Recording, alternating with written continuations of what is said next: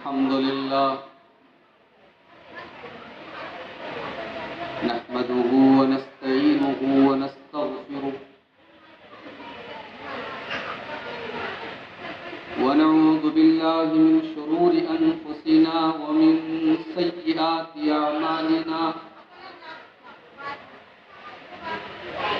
من يهده الله فلا مضل له ومن يضلل فلا هادي له وأشهد أن لا إله إلا الله وحده لا شريك له وأشهد أن محمدا عبده ورسوله يا أيها الذين آمنوا اتقوا الله حق تقاته ولا تموتن إلا وأنتم مسلمون يا أيها الناس اتقوا ربكم الذي خلقكم من نفس واحدة وخلق منها زوجها وبث منهما رجالا كثيرا ونساء واتقوا الله الذي تساءلون به والأرحام إن الله كان عليكم رقيبا يا أيها الذين آمنوا اتقوا الله وقولوا قولا سديدا يصلح لكم أعمالكم ويغفر لكم ذنوبكم ومن يطع الله ورسوله فقد فاز فوزا عظيما أما بعد فإن خير الحديث كتاب الله وخير الهدي هدي محمد صلى الله عليه وسلم وشر الأمور محدثاتها وكل محدثة بدعة وكل بدعة ضلالة وكل ضلالة في النار. أعوذ بالله من الشيطان الرجيم. بسم الله الرحمن الرحيم. فمن كان يرجو لقاء ربه فليعمل عملا صالحا ولا يشرك بعبادة ربه أحدا. معزز علماء کرام، محترم بزرگوں، نوجوان ساتھیوں، پردہ نشین ماں اور بہنوں، پیارے بچوں، بڑی خوشی کا موقع ہے. نیپال کے مشہور شہر پٹول میں آج اس خوبصورت دینی مجلس میں آپ کے سامنے حاضر ہونے کا اور کچھ گفتگو کرنے کا موقع مل رہا ہے. میں شکر گزار ہوں اس پروگرام کے تمام آرگنائزرز کا، بالخصوص اپنے ممدوح اور علاقے کے بزرگ عالم دین مولانا مظہر علی اثری حفظہ اللہ کا، جن کی دعوت پر مجھے آج آپ کے سامنے حاضر ہونے کا موقع مل رہا ہے. میرے بھائیوں، ہم اور آپ مسلمان ہیں، اور مسلمان جس کلمے کی وجہ سے اسلام کے اندر داخل ہوتا ہے، یہ کہہ لیجئے کہ اسلام میں داخل ہونے کے لیے جو پاسپورٹ ہے، اس کلمے کے اندر ہم دو چیزوں کا اقرار کرتے ہیں: اشہد ان لا الہ الا اللہ واشہد ان محمدا عبدہ ورسولہ. اس کلمے کے اندر ہم دو باتوں کا اقرار کرتے ہیں. پہلی چیز یہ کہ ہم عبادت صرف اللہ کی کریں، لا الہ الا اللہ. عبادت اگر کسی کی ہوگی تو صرف اللہ. اب جب عبادت صرف اللہ کی ہوگی تو سوال یہ پیدا ہوا کہ عبادت کا طریقہ کیا ہوگا؟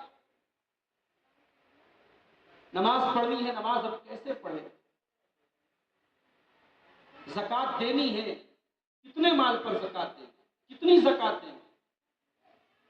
حج کرنا ہے، خانہ کعبہ کے کتنے چکر لگائیں؟ صفا اور مروہ کے درمیان کتنی بار دوڑیں؟ مینا میں کتنی راتیں گزاریں گے؟ عرفات میں کب جائیں گے؟ مزدلفہ میں کب جائیں گے؟ قربانی کب کریں گے؟ کنکری کب ماریں گے؟ تو عبادت کلمے کے پہلے پارٹ نے یہ بتایا، اشہد ان لا الہ الا اللہ نے یہ بتایا کہ عبادت ہم صرف اور صرف اللہ کی کریں، اور کلمے کے دوسرے پارٹ نے یہ سکھایا کہ عبادت اگر ہم کریں گے تو جناب محمد رسول اللہ صلی اللہ علیہ وسلم کے طریقے پر کریں۔ گویا پورا اسلام انہی دو سوالوں کے جواب کے اوپر منحصر ہے۔ کوئی پوچھے اسلام کس چیز کا نام ہے، کہہ دو کہ دو سوالوں کا جواب ہے۔ پہلا سوال عبادت کس کی، جواب عبادت صرف اللہ کی۔ دوسرا سوال عبادت کیسی، جواب عبادت جناب محمد رسول اللہ صلی اللہ علیہ وسلم کی جیسی۔ اور یہی وہ بات ہے جو اللہ تبارک و تعالیٰ نے سورہ کہف کی آخری آیت میں ہمیں اور آپ کو بتایا۔ میں نے ابھی آپ کے سامنے وہ آیت پڑھی ہے، اور میں سمجھتا ہوں کہ اگر ہم اور آپ اللہ کے نبی کی سنت کے مطابق، آپ کے بتائے ہوئے طریقے کے مطابق اگر ہر جمعہ کو سورہ کہف پڑھتے ہیں تو یہ آیت ضرور ہماری نظر سے گزرتی ہوگی۔ یہ سورہ کہف کی آخری آیت، فَمَنْ كَانَ يَرْجُو لِقَاءَ رَبِّهِ فَلْيَعْمَلْ عَمَلًا صَالِحًا۔ جو اپنے رب سے ملاقات کرنا چاہتا ہے، جو جنت میں جانا چاہتا ہے، جو اللہ تبارک و تعالیٰ کی بارگاہ میں کامیاب ہونا چاہتا ہے، وہ دو کام کر لے۔ پہلا کام کیا کرے گا؟ فَلْيَعْمَلْ عَمَلًا صَالِحًا، وہ جو بھی عمل کرے وہ عمل صالح کرے، نیک عمل کرے۔ اللہ نے یہ نہیں کہا عمل کرے، اللہ نے کہا عمل صالح کرے۔ اللہ تبارک و تعالیٰ کیا کوانٹٹی نہیں چاہیے، اللہ کو کوالٹی چاہیے۔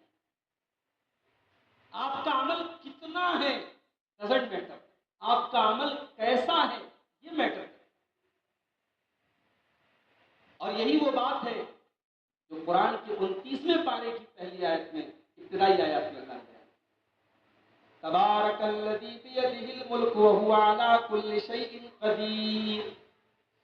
بڑی برکت والی ہے وہ ذات جس کے ہاتھ میں ساری کائنات کی بات چاہتے، جو ہر چیز کے اوپر قادر ہے۔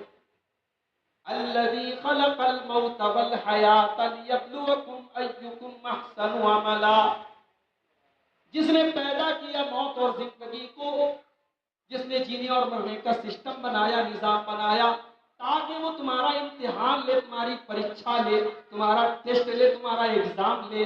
لیبلوکم ایکم احسن عملا، کہ کون تم میں زیادہ بہتر عمل کرتا ہے، کون تم میں زیادہ اچھا عمل کرتا ہے۔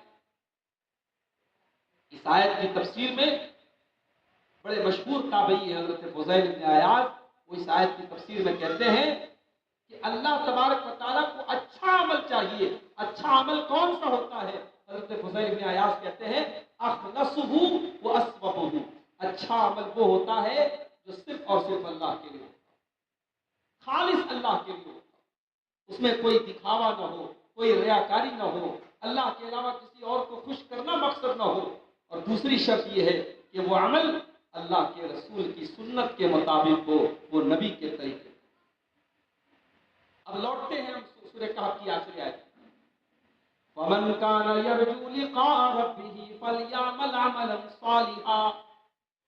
اے میرے بندو، اگر تم اللہ کی بارگاہ میں کامیاب ہونا چاہتے ہو تو پہلا کام تو یہ کرو کہ جو بھی عمل کرو نیک عمل کرو، اور دوسرا کام یہ کرنا ہے وَلَا يُشْرِكْ بِعِبَادَةِ رَبِّهِ احدا، تم اللہ کی عبادت میں کسی کو شریک نہ کرو، تم اللہ کے ساتھ شرک نہ کرو، اللہ کے علاوہ کسی اور کے آگے ہاتھ نہ پھیلاؤ، اللہ کے علاوہ کسی اور کے نام سے جانور ذبح نہ کرو، اللہ کے علاوہ کسی اور کے نام کی نظر و نیاز نہ کرو، اللہ کے علاوہ کسی اور کو بگڑی بنانے والا نہ سمجھو۔ تو سورہ کہف کی اس آخری آیت میں انہی دونوں سوالوں کا جواب دیا گیا۔ عبادت کس کی؟ عبادت صرف اللہ کی، اور عبادت کیسی؟ عبادت نبی کی۔ میرے بھائیوں، بڑا خوبصورت ملک ہے نیپال۔ میں نیپال کے سفر پہ کم آتا ہوں اپنی مصروفیات کی وجہ سے، مگر جب آتا ہوں تو بڑی خوشی ہوتی ہے۔ بڑے محبتی لوگ ہیں، بڑے پرامن لوگ ہیں، اور الحمدللہ اب مسلمانوں کو بھی یہاں بہت سارے معاملات میں بڑی آزادی ہے۔ لیکن آپ اس بات پر غور کریں کہ آپ کے اسی ملک میں ایک بڑی تعداد میں آپ ہی کے بھائی ہیں، آدم کے بیٹے ہیں، انسان، لیکن توحید سے دور ہے۔ کوئی کسی جانور کی عبادت کر رہا ہے، کوئی کسی بڑے انسان کو اللہ مان کے بیٹھا ہے۔ دنیا کا سب سے بڑا پاپ شرک ہے میرے بھائیوں، اس سے بڑا کوئی پاپ نہیں۔ آپ کو ہو سکتا ہے محسوس ہوتا ہو کہ صاحب شراب پی جا رہی ہے، بڑا گناہ ہو رہا ہے، زناکاری ہو رہی ہے، بہت بڑا گناہ ہو رہا ہے، عورتیں بے پردہ بے حیا گھوم رہی ہے، بہت یقیناً یہ سارے کے ساری چیزیں غلط ہیں، گناہ ہیں۔ کل کاٹمنڈو کے ایک علاقے میں تھا جہاں مسلمان کا ہوٹل ہے، المدینہ ہوٹل نام ہے، مسلمان کا ہوٹل ہے۔ میں خوش ہو کر کے وہاں کھانا کھانے گیا، ہوٹل کے ٹھیک سامنے شراب کی دکان ہے۔ لوگ ادھر سے گوشت پیک کروا رہے ہیں، چکن اور مٹن پیک کروا رہے ہیں، سامنے سے شراب لے کے جا رہے ہیں۔ یہ اس ملک میں ہر شہر میں آپ کو یہ مطلب ہے۔ اور ظاہر ہے جو دیندار طبقہ ہے وہ ان سب چیزوں کو دیکھ کر کے اس کے دل میں کراہیت پیدا ہوگی، اسے برا لگے گا، اور لگنا بھی چاہیے۔ لیکن میرے بھائیوں، ان شراب کی دکانوں اور ان بے حیائی کے اڈوں اور ان زنا کے اڈوں سے زیادہ تکلیف ہمیں تب ہونی چاہیے جب اللہ کی دھرتی پر رہنے والا، اللہ کی آکسیجن میں سانس لینے والا، اللہ کا پانی پینے والا اور اللہ کی زندگی دی ہوئی زندگی میں سانس لینے والا انسان اللہ کو چھوڑ کر کے جب کسی غیر کے در پہ جا کے ماتھا ٹیکتا ہے اور اس کو اپنی بگڑی بنانے والا سمجھتا ہے، یہ اس سے بڑا گناہ ہے۔ شرک دنیا کا سب سے بڑا۔ اسی لیے قرآن کریم میں اللہ تعالیٰ نے اعلان فرما دیا، ان اللہ لا یغفر ان یشرک بہ ویغفر ما دون ذلک لمن یشاء۔ میرے بندو، ہم شرک کو معاف نہیں کریں گے۔ اللہ تو غفور الرحیم ہے، اللہ تو رحمان ہے، اللہ تو معاف کرنے والا ہے، مگر اللہ تبارک و تعالیٰ شرک کو معاف نہیں کرے گا۔ اللہ تبارک و تعالیٰ کے شرک کی معافی نہیں دے گا۔ اور آپ کو ایک بات اور بتا دوں، یہ شرک ہماری نیکیوں کو برباد کر دینے والا ہے۔ انسان لاکھ حج کر لے، عمرے کر لے، اگر وہ دنیا سے شرک کر کے گیا ہے اس کی نیکیاں برباد ہو۔ سورہ انعام کی آیت نمبر 88 اٹھاؤ۔ اللہ تعالیٰ نے 18 نبیوں کا ذکر کیا، ابراہیم علیہ السلام کا ذکر کیا، نوح علیہ السلام کا ذکر کیا، زکریا علیہ السلام کا ذکر کیا، ایوب علیہ السلام کا ذکر کیا۔ 18 نبیوں کا تذکرہ کرنے کے بعد اللہ نے فرمایا وَلَوْ أَشْرَكُوا لَحَبِطَ عَنْهُمْ مَا كَانُوا يَعْمَلُونَ۔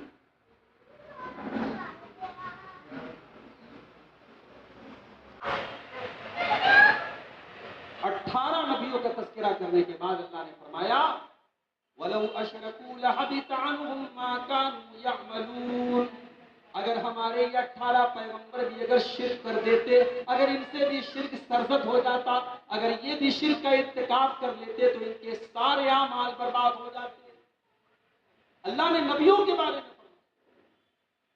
شرک وہ خطرناک چیز ہے میرے بھائی جو ہمارے گناہوں کو برباد، ہماری نیکیوں کو برباد کرتی ہے، ہمارے حج، عمرے، نماز، زکوٰۃ، روزے سب برباد ہوتے۔ سورہ زمر کے اندر اللہ تعالیٰ نے اپنے حبیب، اپنے آخری نبی احمد مجتبیٰ محمد مصطفیٰ صلی اللہ علیہ وسلم کو خطاب کر کے فرمایا وَلَقَدْ أُوحِيَ إِلَيْكَ وَإِلَى الَّذِينَ مِن قَبْلِكَ لَئِنْ أَشْرَكْتَ لَيَحْبَطَنَّ عَمَلُكَ وَلَتَكُونَنَّ مِنَ الْخَاسِرِينَ۔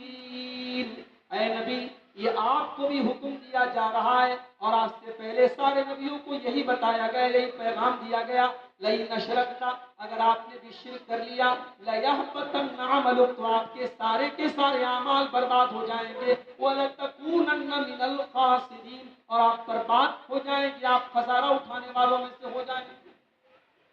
تو شرک یہ خطرناک چیز ہے جو انسان کی نیکیوں کو برباد کرے۔ اسی لیے اللہ نے جتنے نبیوں کو بھیجا ان کی شریعتیں الگ تھیں، ان کی عبادت کے طریقے الگ تھے، ان کے مسئلے مسائل الگ تھے، مگر سارے نبیوں میں ایک چیز کامن تھی کہ سارے نبی توحید کا پیغام لے کے آئے، سارے نبی لا الہ الا اللہ کا پیغام۔ وَلَقَدْ بَعَثْنَا فِي كُلِّ أُمَّةٍ رَسُولًا أَنِ اعْبُدُوا اللَّهَ وَاجْتَنِبُوا الطَّاغُوتَ، ہم نے ہر امت میں، ہر کمیونٹی میں، ہر گاؤں میں، ہر بستی میں ہم نے ایک نبی بھیجا اور یہ حکم دے کر کے بھیجا، أَنِ اعْبُدُوا اللَّهَ وَاجْتَنِبُوا الطَّاغُوتَ، تم اللہ کی عبادت کرو اور اللہ کے علاوہ کسی اور کی عبادت نہ کرو۔ سارے نبیوں کا پیغام تو، اور یاد رکھو جو انسان شرک کرتا ہے، اللہ کے علاوہ کسی اور کو کے بارے میں یہ عقیدہ رکھتا ہے کہ وہ ہماری بگڑی بنا سکتا ہے، وہ ہمارا مشکل کشا ہے، وہ اللہ تبارک و تعالیٰ کی ناقدری کرتا ہے۔ اس نے اللہ کو پہچانا ہی نہیں، وہ اپنے نفس کے اوپر ظلم کرتا ہے، وہ اپنی پیشانی کے اوپر ظلم کرتا ہے۔ اس پیشانی کی عزت یہی ہے، اس پیشانی کا احترام یہی ہے کہ اس پیشانی کو اللہ کے آگے جھکایا جائے۔ اس ماتھے کو اگر غیر اللہ کے در پہ جھکایا جائے، اس سے بڑھ کے توہین اس ماتھے کی کوئی اور نہیں۔ اللہ کے علاوہ کوئی نہیں ہے جو ہماری بگڑی بنا۔ أَمَّن يُجِيبُ الْمُضْطَرَّ إِذَا دَعَاهُ وَيَكْشِفُ السُّوءَ وَيَجْعَلُكُمْ خُلَفَاءَ الْأَرْضِ أَإِلَٰهٌ مَّعَ اللَّهِ، کون ہے جو پریشان کی پریشانی میں اس کی دعا سنتا ہے، مصیبت زدہ کی مصیبت میں اس کی دعا سنتا ہے؟ کون ہے جو پریشانوں کی فریاد کو سنتا ہے؟ کیا اللہ کے علاوہ بھی کوئی ہے؟ اللہ وہ ہے میرے بھائی، جب دنیا کے کوئی نیٹ ورک کام نہ کر رہا ہو، وہاں پہ رب العالمین کا نیٹ ورک کام کرتا ہے۔ حضرت یونس علیہ السلام کو دیکھیے، اپنی قوم کو چھوڑ کر کے گئے، یہ سوچ کر کے گئے کہ اللہ کا عذاب آئے گا، عذاب کے آثار آئے، قوم کے لوگوں نے توبہ کر لی۔ ہاں، ہمارے جیسے بد نصیب نہیں تھے حضرت یونس علیہ السلام کی قوم کے لوگ، ہم تو زلزلے دیکھ کے بھی توبہ نہیں کرتے۔ اسی نیپال میں کتنا خطرناک زلزلہ آیا، ہم نے سونامی کے جیسی لہریں دیکھی، ہم نے کورونا کے جیسا وائرس بھی دیکھا۔ ساری مصیبتوں کو دیکھ کر کے بھی مسلمان سدھر نہیں رہا ہے، اپنے عمل کی اصلاح نہیں کر رہا ہے، اپنے عقیدے کی اصلاح نہیں کر رہا ہے۔ آج آپ حالات دیکھیے، پورے شہر میں، ابھی میں نے مولانا مدر صاحب سے پوچھا کیا کاٹمنڈو میں مسلمان نہیں ہیں؟ کہا کہ نہیں ہے، کم ہے، لیکن واللہ بتا رہا ہوں 24 گھنٹے سے زیادہ کا ٹائم میں نے گزارا، پورے کاٹمنڈو میں کوئی برقع نشین خاتون نظر نہیں۔ کیا مسلمان مر گئے؟ کوئی یہ نہ کہے کہ صاحب ہمارے ملک کا کلچر اور ہمارے ملک کی تہذیب کیا ہے۔ اسلام کا ماننے والا اپنے دین کے اوپر ہر کلچر میں عمل کرتا ہے۔ ساؤتھ افریقہ کا کھلاڑی ہے ہاشم املہ، اس کے ملک میں پین ہے پردے کے اوپر، اس کی بیوی پھر بھی نقاب میں پورے سر سے پیر تک مکمل نقاب میں رہتی ہے، پینالٹی دیتی ہے مگر نقاب میں رہتی ہے۔ اسلام کا ماننے والا کسی بھی ملک میں ہو، کسی بھی کلچر کے ساتھ رہتا ہو، وہ اپنے امتیاز، اپنی آئیڈینٹی، اپنی شناخت کے ساتھ رہتا ہے۔ حضرت یونس علیہ السلام کی قوم کے لوگوں نے دیکھا اللہ کا عذاب آ رہا ہے، آسمان پہ بادل گر گئے، ساری قوم اکٹھا ہوئی، انہوں نے اجتماعی دعا کی اللہ سے، سب نے مل کر کے توبہ کی اللہ سے، اللہ نے عذاب کو ٹال دیا۔ حضرت یونس علیہ السلام کو خبر ہی نہیں کہ میری قوم پر عذاب آنے والا تھا لیکن اللہ نے ٹال دیا۔ حضرت یونس نے جب 3 دن گزر گیا اور عذاب نہیں آیا تو اب انہوں نے سوچا کہ اب میں اپنی بستی میں جاؤں گا تو کیا منہ لے کے جاؤں گا۔ اب اللہ کے حکم کے بغیر وہ بستی کو چھوڑ کے نکل گئے۔ اللہ کا پیغمبر، اللہ کا نبی اللہ کی مرضی کے بغیر اپنے ملک سے ہجرت نہیں کر سکتا، اپنے وطن سے نکل نہیں سکتا۔ حضرت یونس اللہ کے حکم کے بغیر نکل گئے۔ بہرحال کشتی میں سوار ہوئے، کشتی طوفان میں پھنس گئی۔ کشتی والوں نے سوچا، آپس میں طے کیا کہ کوئی ایک انسان ہے جو گناہ کر کے آیا ہے، نافرمانی کر کے آیا ہے، اسے اس کشتی سے نکال دینا چاہیے۔ حضرت یونس نے کہا کہ وہ خطا کار میں ہوں، میں اپنے مالک کی اجازت کے بغیر بھاگ کر کے آیا ہوں۔ کشتی والوں نے کہا نہیں، آپ تو اللہ کے پیغمبر ہیں، نبی ہیں، آپ نہیں ہو سکتے۔ کشتی والوں نے قرآن اندازی کی، 7 بار قرآن اندازی کی، ہر بار حضرت یونس کا نام آیا۔ آخر میں انہوں نے حضرت یونس علیہ السلام کو پانی میں ڈال دیا۔ ادھر یونس علیہ السلام پانی میں گئے، ادھر اللہ نے مچھلی کو حکم دیا اور مچھلی نے ان کو لے گئے۔ اب یونس علیہ السلام کہاں پہنچ گئے؟ مچھلی کے پیٹ میں۔ وَظَنُّونَ إِذْ ذَهَبَ مُغَاضِبًا فَظَنَّ أَن لَّن نَّقْدِرَ عَلَيْهِ فَنَادَىٰ فِي الظُّلُمَاتِ أَن لَّا إِلَٰهَ إِلَّا أَنتَ سُبْحَانَكَ إِنِّي كُنتُ مِنَ الظَّالِمِينَ۔ یاد کرو مچھلی والے نبی یونس کو، جب انہوں نے اندھیروں میں ہم کو پکارا، جب وہ اپنی قوم کو چھوڑ کر کے چلے گئے اور انہوں نے یہ سمجھا کہ ہم ان کی پکڑ نہیں کریں گے، ہم ان پر تنگی نہیں کریں گے، انہوں نے اندھیروں میں اپنے رب کو پکارا، اندھیروں میں پکارا۔ علماء نے لکھا ہے کہ 3 اندھیرے تھے۔ پانی کا اندھیرا تھا، رات کا اندھیرا تھا اور مچھلی کے پیٹ کا اندھیرا تھا۔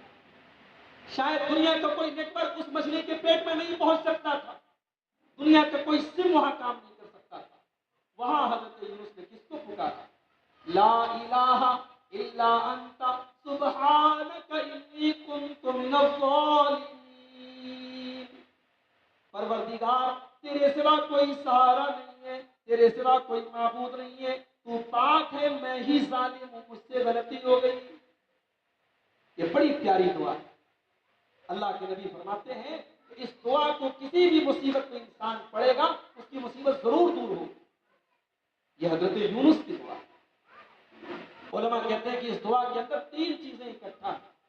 اللہ کی توحید کا اقرار بھی ہے اور اللہ کی پاکی اور اپنی خطا کا اقرار بھی۔ اس میں بندہ لا الہ الا انت، اللہ کی توحید کا اعلان بھی کر رہا ہے، سبحان کا، ہر عیب سے اللہ کے پاک ہونے کا اعلان بھی کر رہا ہے، اور انی کنت من الظالمین، اپنی خطاؤں کا اقرار بھی کر رہا ہے۔ یہ 3 چیزیں اس دعا کے اندر اکٹھا ہیں۔ یہ بڑی جامع دعا ہے، بڑی بہترین دعا ہے۔ فاستجبنا له، قرآن کہتا ہے فاستجبنا له، ہم نے ان کی دعا کو قبول کر لیا، ونجیناہ من الغم وکذالک ننجی المؤمنین، اور ہم نے حضرت یونس علیہ السلام کو اس غم سے نجات دی۔ ہمیں مانگنا ہی نہیں آتا میرے بھائی، ورنہ قرآن میں اللہ نے نبیوں کی دعائیں اسی لیے بیان کی۔ نبیوں کی دعاؤں میں توحید بھی ہے اور نبیوں کی دعاؤں میں مانگنے کا طریقہ ہے۔ تو عبادت کس کی؟ عبادت صرف اور صرف اللہ، اسی اللہ کی عبادت ہوگی جس سے حضرت یونس نے پکارا، اسی اللہ کی عبادت کو اس اللہ کو حضرت ایوب نے پکارا۔ بڑی خطرناک بیماری ہو گئی تھی حضرت ایوب کو۔ کون سی بیماری تھی؟ کسی صحیح حدیث میں نہیں آیا، لیکن بہرحال کوئی خطرناک بیماری تھی۔ لمبے پیریڈ تک حضرت ایوب علیہ السلام بیمار تھے۔ وَأَيُّوبَ إِذْ نَادَىٰ رَبَّهُ أَنِّي مَسَّنِيَ الضُّرُّ وَأَنْتَ أَرْحَمُ الرَّاحِمِينَ۔ اور یاد کرو میرے بندے ایوب کو، جب انہوں نے اپنے پروردگار کو پکارا، کہا کہ اللہ مجھے بیماری پہنچی ہے، وَأَنْتَ أَرْحَمُ الرَّاحِمِينَ، اور تو سب سے بڑا رحم کرنے والا ہے، اے اللہ اس غریب کے اوپر بھی رحم فرما، اس بیمار کے اوپر بھی رحم فرما۔ فَاسْتَجَبْنَا لَهُ وَكَشَفْنَا مَا بِهِ مِنْ ضُرٍّ وَآتَيْنَاهُ أَهْلَهُ وَمِثْلَهُمْ مَعَهُمْ رَحْمَةً مِنْ عِنْدِنَا وَذِكْرَىٰ لِلْعَابِدِينَ۔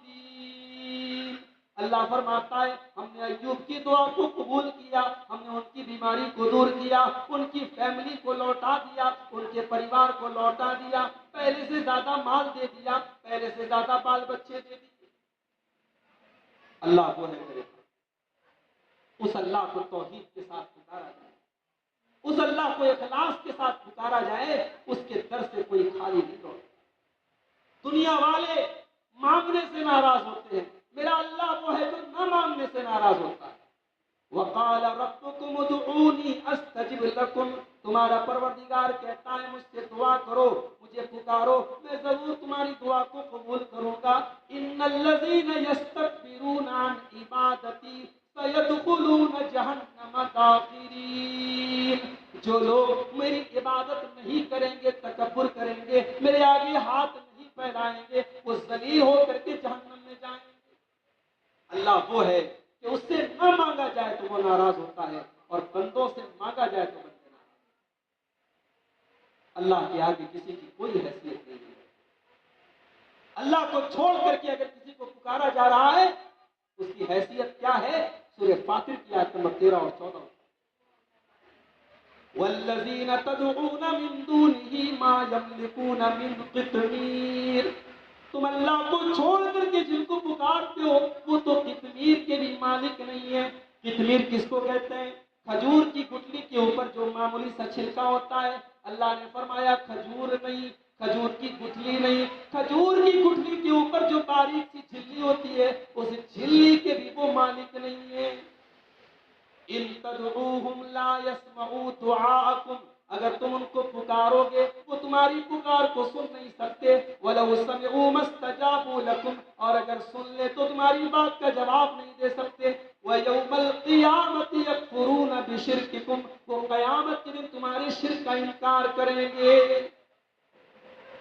تو شرک سے بچنا اور توحید پہ قائم رہنا، اس کے بغیر نجات ملنے والی نہیں ہے میرے بھائیوں۔ یہ پہلی سیڑھی ہے اسلام کی، یہ بنیاد ہے اسلام کی۔ عبادت کس کی؟ عبادت صرف اور صرف اللہ کی۔ اسی لیے 5 ٹائم کی نماز میں ہم کم سے کم 17 بار سورہ فاتحہ پڑھتے ہیں، اور 17 بار سورہ فاتحہ میں ہم 17 بار اللہ سے یہ اقرار کرتے ہیں ایاک نعبد و ایاک نستعین۔ سورہ فاتحہ کے اندر 7 آیتیں ہیں، بیچ کی آیت یہی ہے ایاک نعبد و ایاک نستعین، اے اللہ ہم صرف اور صرف تجھ تیری عبادت کرتے اور تجھ ہی سے مدد مانگتے ہیں۔ گویا کہ اگر سورہ فاتحہ ایک انگوٹھی ہے تو اس کا نگینہ یہی آیت ہے ایاک نعبد و ایاک نستعین۔ عبادت اگر ہوگی تو صرف اور صرف اللہ۔ اچھا، اب کلمے کا دوسرا پارٹ کیا ہے؟ اشہد ان محمد رسول اللہ، میں گواہی دیتا ہوں کہ محمد صلی اللہ علیہ وسلم اللہ کے رسول۔ عبادت کس کی؟ عبادت صرف اللہ کی۔ اور عبادت کیسی؟ عبادت نبی کے جیسی۔ نماز آپ پڑھ رہے ہیں، بچپن سے لے کے جوانی تک، جوانی سے لے کے بڑھاپے تک آپ نے نماز پڑھی۔ ہم نے پوچھا بھائی نماز کیسی پڑھی؟ آپ نے کہا جیسے باپ کو دیکھی، جیسے دادا کو دیکھی، جیسے محلے والوں کو دیکھی۔ اللہ کے نبی فرماتے ہیں نہیں، صلو کما رأیتمونی اصلی، نماز ویسے پڑھو جیسے اپنے نبی کو پڑھتے ہوئے دیکھتے ہو۔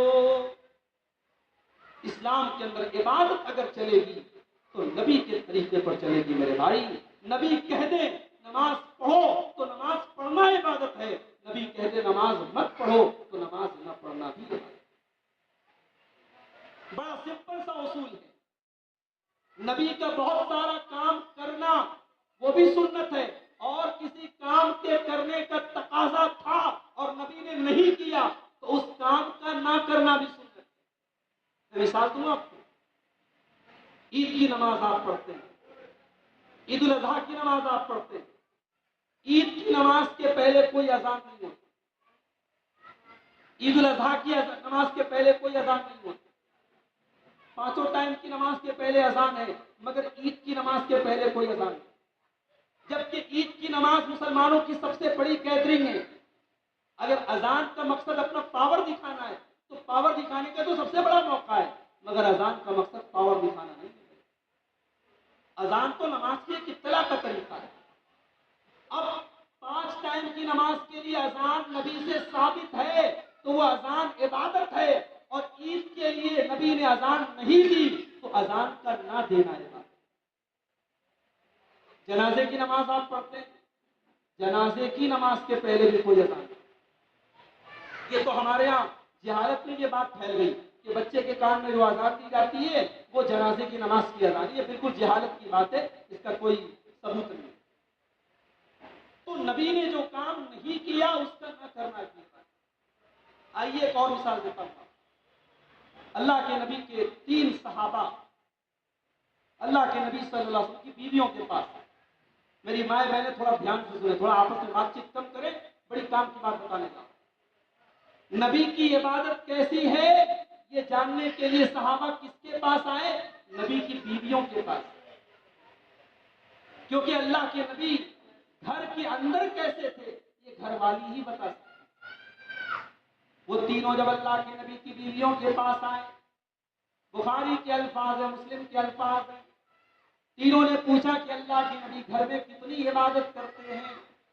باہر کی عبادت تو سب کو پتا ہے، گھر کے اندر آپ تہجد کتنی پڑھتے ہیں، آپ نفلی نمازیں کتنی پڑھتے ہیں، آپ نفل روزے کتنے رکھتے ہیں؟ جب اللہ کے نبی کی بیویوں نے ان کو بتایا، بخاری کے الفاظ ہے فَكَأَنَّهُمْ تَقَالُّوهَا، ان کو نبی کی عبادت بہت کم محسوس ہوئی، ان کو لگا کہ بس اللہ کے رسول اتنی ہی عبادت کرتے ہیں، تو انہوں نے آپس میں بات کی۔ میری مائیں بہنیں غور کریں، اس زمانے میں نبی کا طریقہ اور نبی کی سنت پوچھنے کے لیے لوگ نبی کی بیویوں کے پاس جاتے۔ آج ہمارے اور آپ کے گھر کی عورتیں، ان سے آپ سیریل کی باتیں پوچھ لیجیے، ان سے آپ پاکستانی سیریلوں کے بارے میں پوچھ لیجیے، ان سے آپ فیشن کے بارے میں پوچھ لیجیے، ان سے آپ ایک سے ایک کپڑوں کے بارے میں پوچھ لیجیے۔ دین کا جب معاملہ آتا ہے تو ہماری عورتوں کی جانکاری زیرو ہو جاتی ہے۔ کیا یہ پوری قوم کے لیے افسوس کی بات نہیں ہے کہ ہمارے بھارت میں بھی اور آپ کے نیپال میں بھی بڑی تعداد میں آج مسلمان لڑکیاں مرتد ہو رہی ہیں، اسلام کو چھوڑ رہی ہیں؟ کیا یہ دن بھی ہمیں دیکھنا تھا کہ جب اپنی قوم کی بیٹیوں کو ہمیں یہ بتانا پڑے کہ اسلام بہت اچھا دین ہے، اسلام کو چھوڑ کے مت جاؤ؟ کیا یہ دن بھی ہمیں دیکھنا تھا؟ ہم نے تو تاریخ میں ان عورتوں کے واقعات پڑھے ہیں میرے بھائیوں، جنہوں نے اپنی جانیں قربان کر دی اسلام کی۔ ہم نے تو تاریخ اسلام میں سمیہ بنت خیاط کا واقعہ پڑھا تھا، جس کے جوان بیٹے کے سامنے اسے ننگا کر دیا گیا اور سمیہ کو آفر کیا گیا، اے سمیہ اگر تو اسلام کو چھوڑ دے تو محمد کا دین چھوڑ دے، ہم تجھے ٹارچر کرنا چھوڑ دیں گے، تجھے تکلیف دینا چھوڑ دیں گے۔ مگر سمیہ تیرے ایمان کا کیا کہنا، تیری استقامت کا کیا کہنا، تو نے اپنے جوان بیٹے کے سامنے ننگے ہونے کی اذیت کو گوارا کر لیا، تو نے دردناک طریقے سے شہید ہو جانا گوارا کر لیا، تو نے اسلام کے لیے اپنا خون بہا دیا، مگر اسلام کو چھوڑنا گوارا نہیں۔ یہ حالات کیوں ہیں؟ کبھی اس پر ہم نے غور کیا؟ آج آپ غور کریں، بھٹول شہر میں آپ رہتے ہیں، آپ پیسے والے ہیں، آپ خوشحال ہیں، آپ کے گھر میں لڑکی ہے، اس لڑکی کو آپ پڑھانا چاہتے ہیں، کہاں پڑھائیں گے آپ؟ ہر انسان کا رجحان مدرسے کی طرف نہیں ہے، بہت سارے جو خوشحال لوگ ہیں، پیسے والے لوگ ہیں، سرمایہ دار لوگ ہیں، وہ اسکولوں کی طرف جاتے ہیں۔ ہماری لڑکیاں، ہماری قوم کی بیٹیاں اسکولوں میں، کالجوں میں پڑھ رہی ہیں، مجھے اعتراض نہیں ہے، تعلیم دلائیں، آپ دنیا کی تعلیم بھی دلائیں، اعتراض نہیں ہے، مگر آپ اس پر بھی غور کر لیں کہ آپ کی بچی نے پرائمری پاس کیا، اس نے انٹر کیا، اس نے گریجویشن کیا، اس نے ہائر ایجوکیشن حاصل کر لی، وہ دنیا کے اعتبار سے پڑھی لکھی ہو گئی، مگر دین کے نام پر اس کے پاس جو نالج ہے وہ زیرو ہے، دین کے نام پر کچھ نہیں ہے۔ اسے نہ اللہ کے بارے میں پتا، نہ نبی کے بارے میں پتا، نہ اسے پردے کی اہمیت پتا، نہ شرم و حیا پتا، نہ عائشہ کی سیرت اس نے پڑھی، نہ فاطمہ کی سیرت پڑھی، نہ مریم کا کردار پڑھا، نہ آسیہ کا کردار پڑھا۔ اگر وہ لڑکی کل مرتد ہو جاتی ہے، کسی غیر مسلم کے ساتھ فرار ہو جاتی ہے، اگر وہ لڑکی بے حیا بن جاتی ہے، بے غیرت بن جاتی ہے، تو اس پر افسوس کرنے سے کیا فائدہ؟ ہم نے اس کو اسلام تو سکھایا ہی نہیں تھا۔ اپنی بیٹیوں کو اسلام سکھاؤ، اپنی بچیوں کو اسلام سکھاؤ۔ اور ہمارے وہ مولوی حضرات جنہوں نے فتوے لگا کے رکھے ہیں اور مسجدوں کے اندر انہوں نے پابندی لگا کے رکھی ہے کہ صاحب عورتوں کا مسجد میں آنا فتنہ ہے، عورت دنیا بھر کے بازار اور مارکیٹ میں گھومے فتنہ نہیں ہے، عورت دنیا بھر کے مالز میں جائے فتنہ نہیں ہے، دنیا بھر کی تفریح گاہوں میں جائے فتنہ نہیں ہے، دنیا کا سارا فتنہ کہاں ہے؟ مسجد کے اندر آ گیا ہے۔ اگر یہ صرف ایک کام کر لے ہماری قوم کہ جمعہ کی جو نماز ہوتی ہے اس کے پہلے جو آدھا گھنٹے کی جو تقریر ہوتی ہے، وہ آدھا گھنٹے کی مولوی صاحب کی محنت سے تیار کی گئی تقریر اگر وہ مردوں کے ساتھ ساتھ اس قوم کی لڑکیوں کو، اس قوم کی عورتوں کو بھی سنایا جائے، ہر مسجد میں اس کا انتظام کیا جائے، مجھے یقین ہے، مجھے اس بات پر پورا یقین ہے کہ اس قوم کی عورتوں کے اندر بہت حد تک دین کی معلومات آ جائے گی اور یہ جو مرتد ہونے کا سلسلہ ہے یہ رک سکتا ہے۔ آج ہماری قوم کی عورتیں دین سے بالکل نابلد ہیں۔ صحابہ نبی کی سنتوں کے بارے میں جانکاری کس سے لیتے تھے؟ نبی کی بیویوں سے۔ تو ان تین صحابہ کو جب یہ بتایا گیا کہ اللہ کے نبی کی عبادت اتنی اتنی ہے تو بخاری کے الفاظ ہیں انہیں لگا کہ اللہ کے نبی کی عبادت بس اتنی ہی۔ تو تینوں نے آپس میں طے کیا، ایک نے کہا آج کے بعد میں ہمیشہ روزہ رکھوں گا، لگاتار روزہ رکھوں گا، بیچ میں گیپنگ نہیں کروں گا، ایک نے کہا میں رات رات بھر نماز پڑھوں گا، تیسرے نے کہا میں شادی ہی نہیں کروں گا۔ اللہ کے نبی کو پتا چلا، اللہ کے نبی کو پتا چلا کہ میرے تین صحابہ نے آپس میں یہ طے کیا ہے، ایک نے کہا ہے میں رات بھر نماز پڑھوں گا، ایک نے کہا میں شادی نہیں کروں گا، ایک نے کہا میں کنٹینیو روزہ رکھوں گا۔ اب ذرا ایمان سے بتاؤ، ذرا سینے پر دل پر ہاتھ رکھ کے بتاؤ میرے بھائی کہ کیا تینوں کا ارادہ غلط تھا؟ نہیں، ارادہ بہت اچھا تھا، ارادہ اللہ کو راضی کرنے کا۔ کیا کام غلط تھا؟ کیا رات بھر نماز پڑھنا، نماز ہی تو پڑھ رہے ہیں، کیا لگاتار روزہ رکھنا روزہ غلط کام ہے؟ نہیں، کام بھی صحیح تھا، ارادہ بھی صحیح تھا، طریقہ صحیح نہیں تھا، طریقہ نبی کا نہیں تھا۔ بخاری کے الفاظ ہیں اللہ کے نبی کو پتا چلا، آپ نے تینوں کو بلوایا، آپ نے پوچھا کہ آپ لوگوں نے ایسی ایسی بات کہی ہے؟ ہاں اللہ کے نبی ہم نے ایسا ایسا کہا۔ آپ نے فرمایا ما انی اخشاکم للہ واتقاکم لہ، کان کھول کر کے سن لو، میں تم سے زیادہ اللہ سے ڈرنے والا ہوں، تم سے زیادہ اللہ کا خوف میرے دل کے اندر ہے۔ ولکنی اصوم و افطر، میں روزہ بھی رکھتا ہوں اور افطار بھی کرتا ہوں، یعنی لگاتار روزہ نہیں رکھتا۔ وأصلی وأرقد، میں رات میں نماز بھی پڑھتا ہوں اور رات میں آرام بھی کرتا ہوں۔ وتزوجت، اور میں نے عورتوں سے نکاح بھی کیا ہے اور یہی میرا طریقہ ہے۔ فمن رغب عن سنتی فلیس منی، جو میرے طریقے سے ہٹے گا وہ کان کھول کر کے سن لے، اس کا مجھ سے کوئی تعلق نہیں ہے۔ یہ ہے اسلام، یہ ہے اسلام، نبی کی مرضی اور نبی کی سنت پر چلنے کا نام، اللہ اور اس کے رسول کی اطاعت کا نام دین ہے۔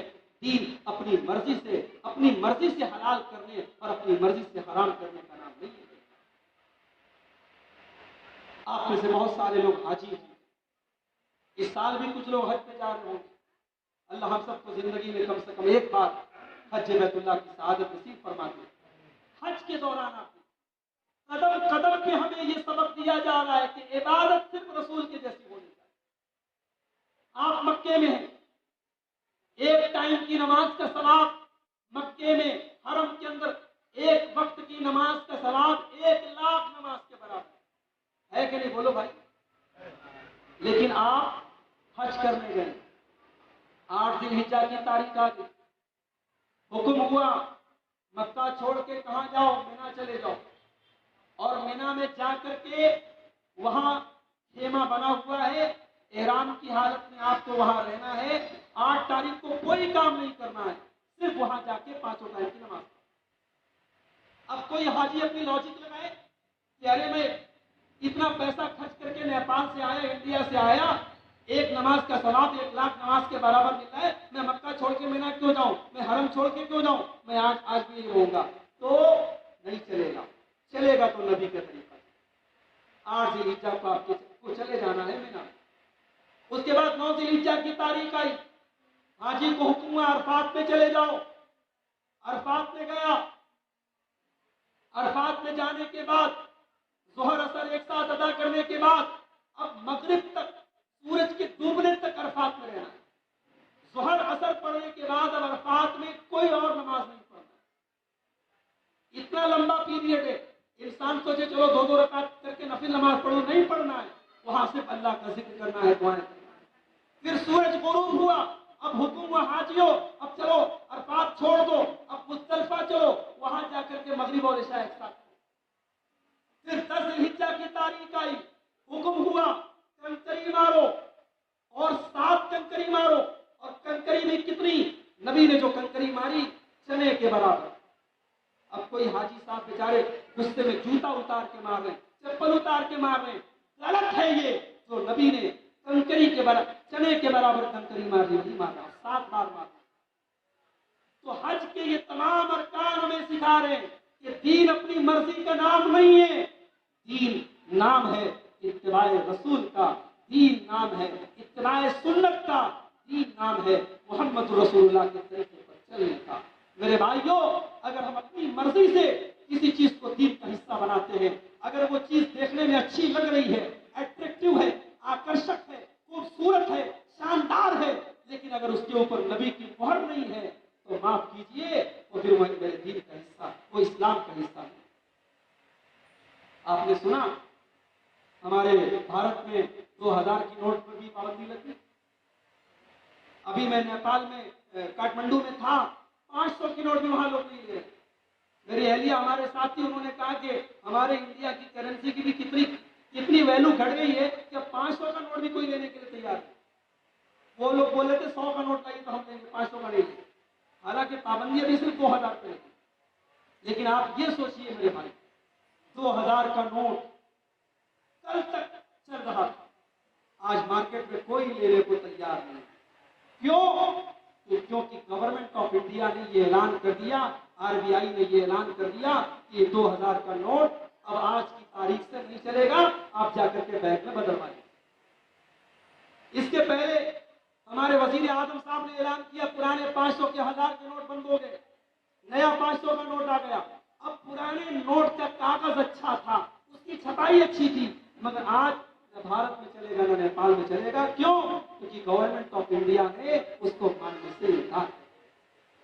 میرے بھائیوں، دین کے اندر بھی سکہ وہی چلے گا جس سکے کے اوپر، اس عمل کے اوپر جناب محمد رسول اللہ صلی اللہ علیہ وسلم کی مہر ہو. جس کام پر نبی کی مہر نہیں ہے، جو کام نبی نے نہیں کیا ہے، وہ کام دیکھنے میں جتنا بھی اچھا لگ رہا ہو، معاف کیجئے، وہ دین نہیں ہو سکتا ہے.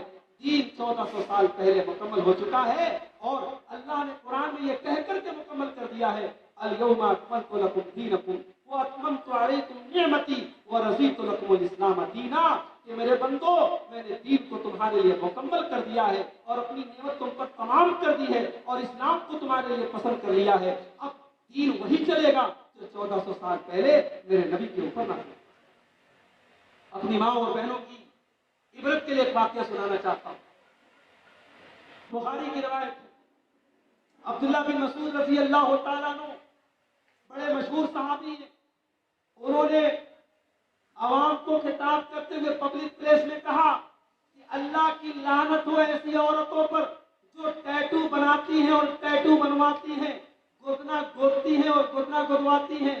اور اللہ کی لعنت ہو ایسی عورتوں پر جو دانتوں کے بیچ میں فیشن کے نام پر گیپنگ کرواتی ہیں. اور اللہ کی لعنت ہو ایسی عورتوں پر جو اپنے آئی برو کو کٹواتی ہیں، اپنے آنکھوں کی بھوں کو جو کٹواتی ہیں، ایسی عورتوں پر اللہ کی لعنت.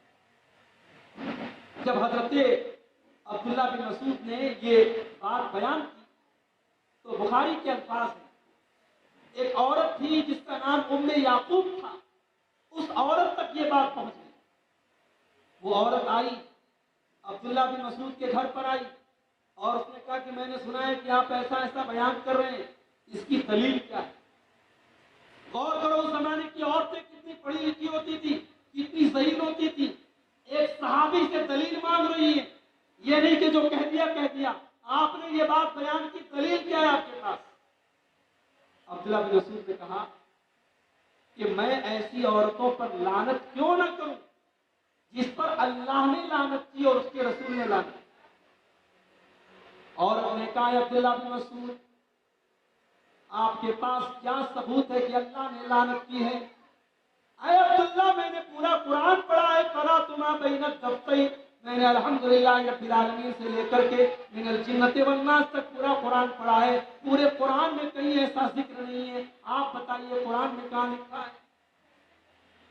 उलमा कहते हैं कि इस जुमले से पता चलता है कि वो औरत हाफिजा थी, वो औरत पूरे कुरान की हाफिजा थी।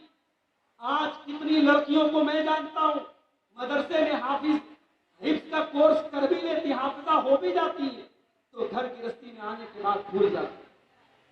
पहली बात तो है कि लड़कियां बहुत कम हिफ्ज करती हैं, और अगर हिफ्ज कर भी लेती हैं तो घर गृहस्थी में आने के बाद सब भूल भाल जाती है। ऐसा नहीं होना चाहिए। उस औरत ने इतना बड़ा जुमला एक सहाबी के सामने कहा मैंने पूरा कुरान पढ़ा है और पूरे कुरान में मुझे कहीं ऐसी औरतों का जिक्र नहीं मिला, आप क्यों लानत कर रहे हो ऐसी औरतों को? अब्दुल्लाह बिन मसूद ने कहा कि मोहतरमा, अगर आपने पूरा कुरान पढ़ा है तो ये आयत भी आपने जरूर पढ़ी होगी, वमा आताकुमुर रसूल फखुज़ूहु वमा नहाकुम अन्हु फंतहू। मेरा रसूल तुम्हें जो दे दे ले लो, और मेरा रसूल तुम्हें जिससे मना कर दे रुक जाओ। जब अल्लाह ने कुरान में ये कह दिया कि नबी जो देते ले लो और नबी जिससे मना कर दे रुक जाओ, अल्लाह के नबी ने बड़े साफ अल्फाज में लानत फरमाई ऐसी औरतों के ऊपर जो गुदना गोदती हैं, गुदना गुदवाती हैं, जो दांतों के बीच में गैपिंग करवाती हैं, और जो आईब्रो को के साथ छेड़छाड़ करती हैं। इसलिए मैंने ऐसी औरतों के ऊपर लानत की। अब उस औरत को बात करनी है। उसने कहा अच्छा एक बात बताइए, आपके घर में भी सुना है कि ये काम होता है? आपकी कोई बीवी ऐसा काम करती है? हजरत अब्दुल्लाह ने कहा जाओ और मेरे घर में जाकर के देखो, अगर मेरी कोई बीवी ऐसा काम करेगी मैं उसे अपने निकाह में बांधूंगी। वो औरत अब्दुल्लाह बिन मसूद के घर में जाती है और आकर के कहती है माफ कीजिए, आपके घर में गलत रिपोर्ट मुझे मिली थी, ऐसा कुछ भी नहीं है। आपने फरमाया अगर मेरी कोई बीवी ऐसा करती तो मैं उसे अपने निकाह में बाकी नहीं रखता। मेरे अजीजों, मेरे भाइयों, मेरी माँ और बहनों, ये नबी के सहाबा थे। उनकी जिंदगी इत्तिबाए रसूल के मुताबिक गुजरती थी। उनकी नमाज नबी के तरीके पर, उनका रोजा नबी के तरीके पर, उनकी ज़कात नबी के तरीके पर, उनका हज नबी के तरीके पर, और इतना ही नहीं, उनका लिबास भी नबी की तालीम के मुताबिक, उनका रहन सहन भी नबी की तालीम के मुताबिक, उनके शादी ब्याह भी नबी के तालीम के मुताबिक। आज अफसोस के साथ ये कहना पड़ता है, कितने हमारे नौजवान हैं 30-30 साल के, 35-35 साल के हो गए, उनकी शादी नहीं हो रही। लड़कियां 25 साल की, 28 साल की हो गई, शादी नहीं हो रही। क्यों नहीं हो रही है? लड़की खान है और खान बिरादरी में ही रिश्ता चलेगा। लड़की अंसारी है, अंसारी में ही रिश्ता चलेगा। हम जिस मेयार के हैं, जिस स्टेटस के हैं, हम करोड़पति हैं तो करोड़पति में ही रिश्ता चलेगा। हमने इतनी शर्तें लगा के रखी हैं। आज कितने लड़की और लड़कियां हैं जिनकी उम्र निकल रही है और उनकी शादी नहीं हो पा रही है। माफ कीजिए मेरे भाई, जब इंसान को भूख लगी हो तो उसे खाना दिया जाता है, उसे तकरीर नहीं सुनाई जाती है। लड़की जवान हो गई, लड़का शादी के काबिल हो गया, आप ये सोचें कि वो अब्दुल गफ्फार साहब की तकरीरें सुन करके वो गुनाहों से बच जाएगा, तो ये बहुत मुश्किल है। और ये आप खामो ख्याल की दुनिया में जिंदगी गुजार रहे हैं। जिस माहौल में ज़िनाकारी आम हो गई हो, बदकारी आम हो गई हो, मोबाइल का और इंटरनेट का दौर हो, और जिस दौर में ज़िनाकारी और बदकारी के हजारों रास्ते खुले हो, उस दौर और उस माहौल में हमें और आपको चाहिए कि हम निकाह को आसान करें मेरे भाई, और अपने लड़के और लड़कियों की सही उम्र में शादी करें। बड़ा अफसोस होता है उन गार्जियंस के ऊपर जो माशाअल्लाह सुन्नत पर चलते हैं, नमाजी हैं, तौहीद वाले हैं, मगर उनके लड़के लड़कियों की शादी सही वक्त पर नहीं हो रही है। ये बहुत सारी खराबियों की जड़ है। अगर हम नबी के मानने वाले हैं और नबी के तरीके के मानने वाले हैं तो हमारा शादी ब्याह और हमारा लेन देन भी नबी के तरीके के मुताबिक होना चाहिए। आइए अल्लाह से दुआ करें, रब्बुल आलमीन हमें जिंदगी के तमाम मामलात में अपने नबी के तरीके पर चलने की तौफीक अता फरमाए। रब्बुल आलमीन हमें इन दोनों उसूलों पर चलने की तौफीक दे कि हम इबादत करें तो सिर्फ और सिर्फ अल्लाह की करें, और इबादत करें तो नबी के तरीके पर करें। रब्बुल आलमीन हमारी माँ बहनों को इस्लामी पर्दे को अपनाने की तौफीक अता फरमाए। आज की ये मजलिस जिन भाइयों की, जिन बुजुर्गों की मेहनत से मुनक्किद हुई है और जिस तरीके का भी लोगों ने इसमें ताउन किया है, अल्लाह सबकी कोशिशों को कबूल फरमाए। اللہ ہم سب کے یہاں ملنے جلنے کو، بیٹھنے کو، جمع ہونے کو قبول فرمائے۔ اللہ ہمارے ملک کی حفاظت فرمائے۔ اللہ ہمارے ملک کو ہر شر سے محفوظ رکھے۔ اللہ اس ملک سے، اس ملک کے مسلمانوں کو اس ملک میں دین پر اور ایمان پر پوری آزادی کے ساتھ اور پورے اخلاص کے ساتھ عمل کرنے کی توفیق عطا فرمائے۔ اللہ ہماری مسجدوں کی، ہمارے مدرسوں کی، ہمارے علماء کی حفاظت فرمائے۔ رب العالمین ہمارے جان و مال کی، ہمارے عزت و آبرو کی حفاظت فرمائے۔ جو ہمیں بیمار ہیں اللہ ان کو شفا کامل عاجل عطا فرمائے۔ جو روزی روٹی سے پریشان ہیں اللہ ان کے کاروبار میں برکت نصیب فرمائے۔ رب العالمین مرتے دم تک ہم سب کو توحید پر قائم رکھے اور ہمارا خاتمہ لا الہ الا اللہ پر ہو۔